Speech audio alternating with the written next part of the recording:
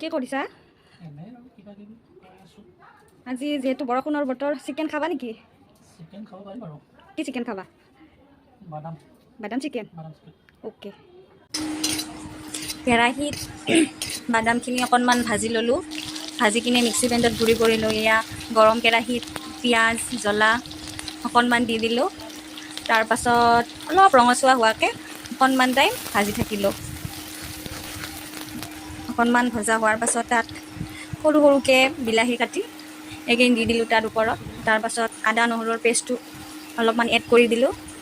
Add কৰাৰ পাছত again লৰাই থাকিলোঁ।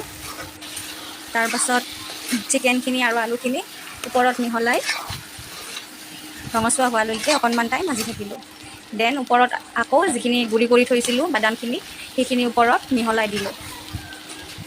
মিহলোৱাৰ পিছত আকৌ অকণমান লাৰি লাৰি ভাজিবলৈ দিলোঁ।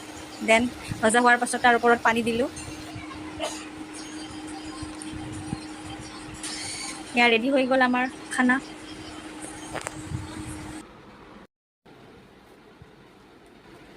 কেনেকুৱা হৈছে? মজানে? টেষ্টি।